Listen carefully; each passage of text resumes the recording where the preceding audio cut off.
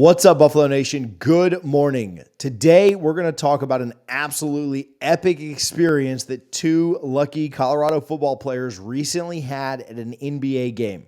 Sometimes life is about being in the right place at the right time, and these two definitely found themselves in that situation with an NBA superstar. So grab some popcorn, sit back, and get ready because we're going to talk about and enjoy the reaction of some lucky football players. Our first story today, we're going to talk about Travis Hunter and Shedeur Sanders, who found themselves at a Lakers game and had a pretty epic encounter. Let's take a look. I love y'all boys, man. Yes, sir. You guys send us a jersey, man.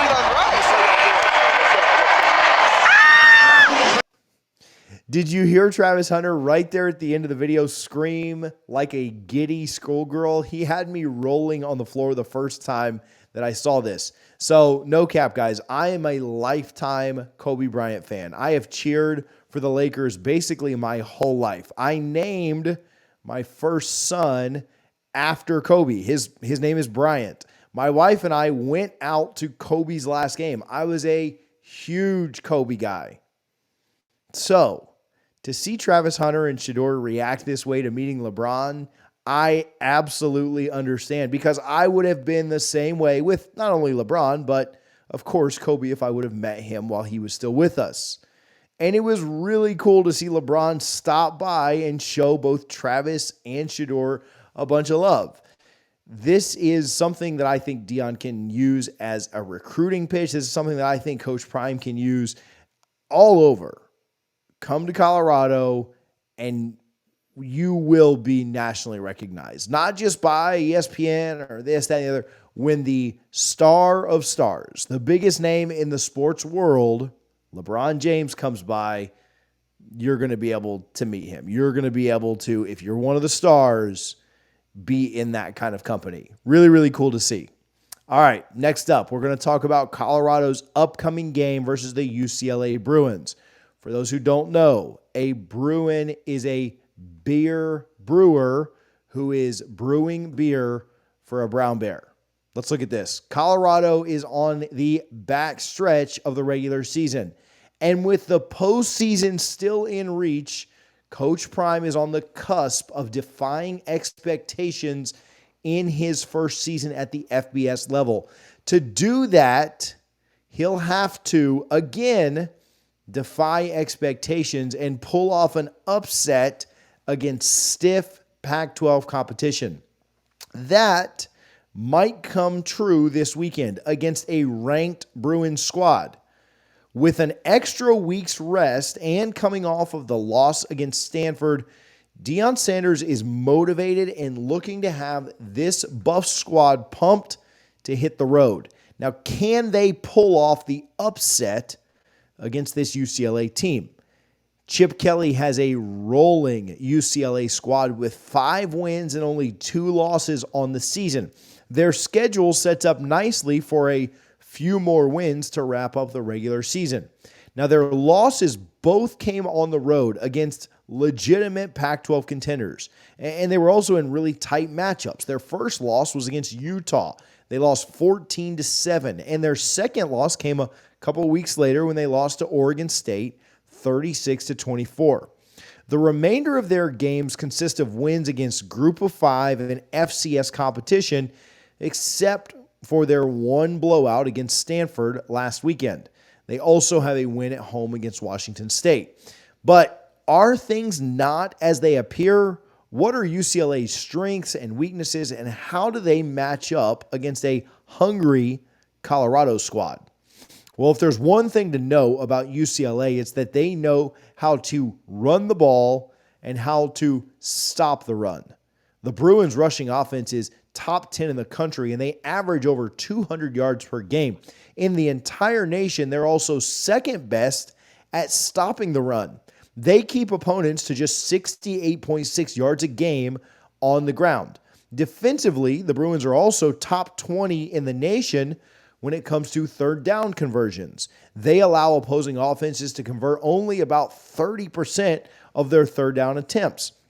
Finally, UCLA is 29th in the turnover margin category at plus 3.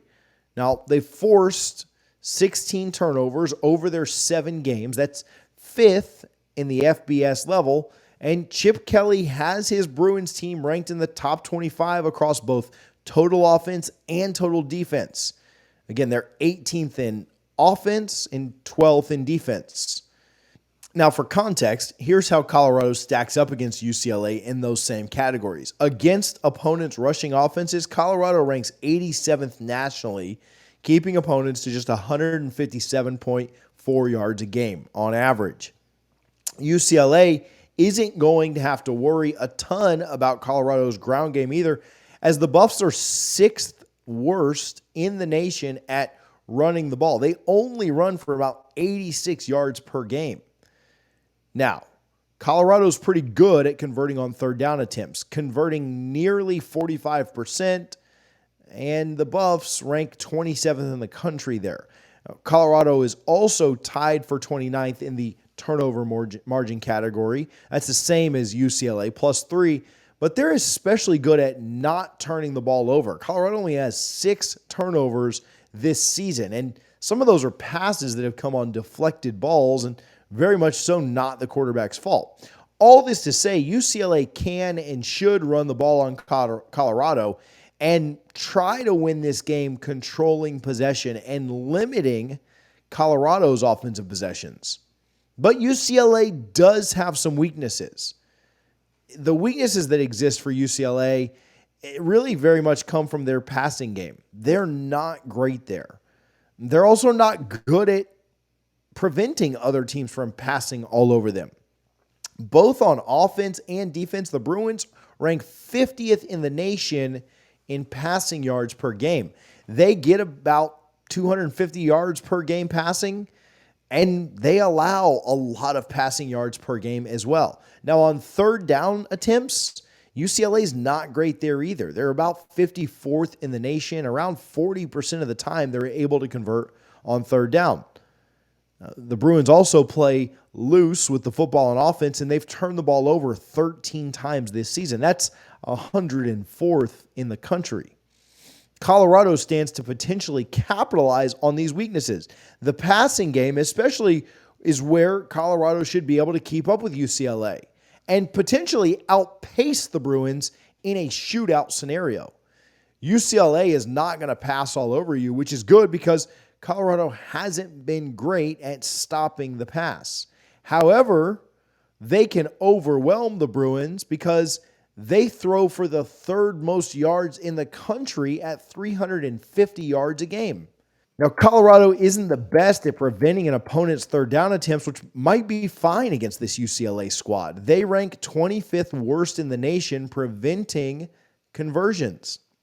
They allow opponents to convert at about 45% of the time on third down.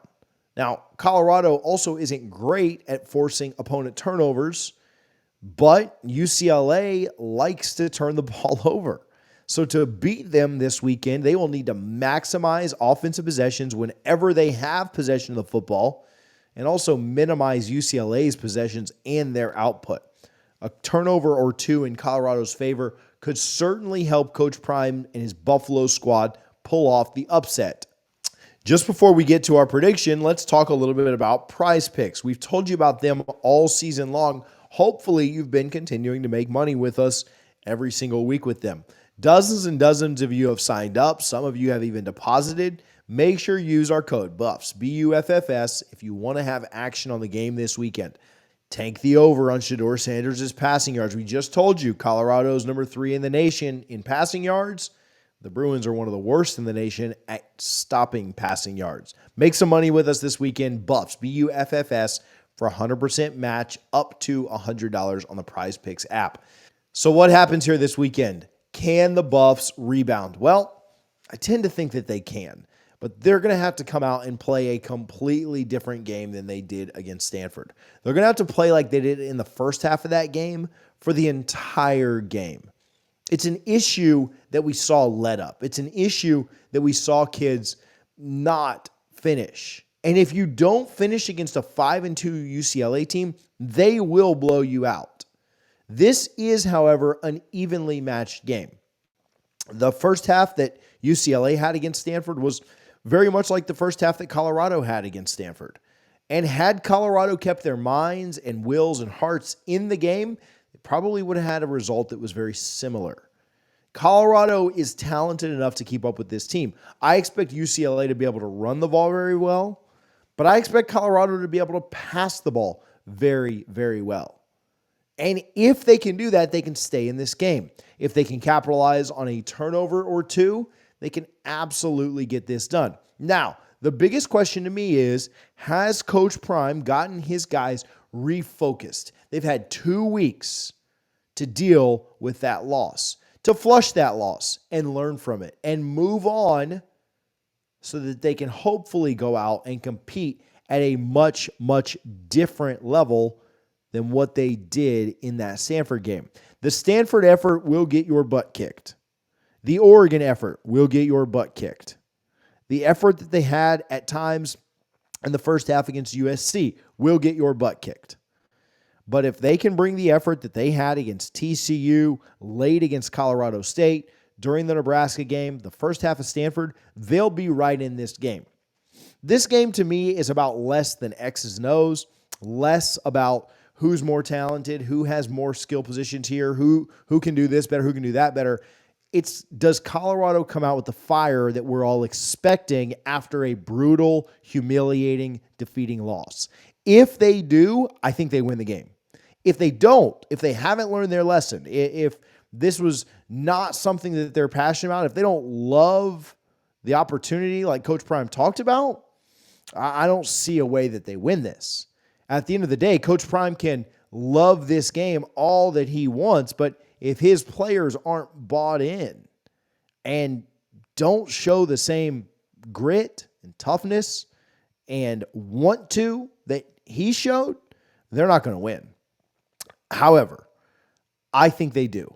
I think they turn it around. I think that Coach Prime's gotten through to them. I think getting back Savion Washington is a big piece that we've talked about a ton this week. This is going to be a fun game. This is going to be a good game. I'm glad that they didn't make this one at 10 p.m. or later because I'm looking forward to watching it on Saturday night. I think the Buffs come out focused. I think they get smacked in the mouth because UCLA is a good team and they've got to respond. And I think they do respond. I think this is a high-scoring, fun game, and the Buffs win this 38-35 on the road to pick up their 5th win of the season. 1 win away from bowl eligibility. Now, the caveat to that is if these kids don't come out with the focus that they need, UCLA can run away with this, and they can win it big. And the embarrassment that we felt 2 weeks ago will be felt all over again. I'm betting against that. I'm betting that Coach Prime has them ready. I'm betting that Coach Prime has them locked in and focused. I'm betting that Shedeur plays one of his best games against a bad passing defense in UCLA. I think Travis Hunter is fully healed up and healthy. I think Shiloh is ready to go. I like the Buffs to win 38-35. Hey, I appreciate you guys. I love that you guys interact with us so much in the comments. Let me know what you think the score is going to be. Let me know who you think goes off. My money's on Shedeur this weekend. Let's talk about it down in the comments. I appreciate you guys for tuning in and all of your love and support. We'll talk to you guys next time on the Prime Time for College Football.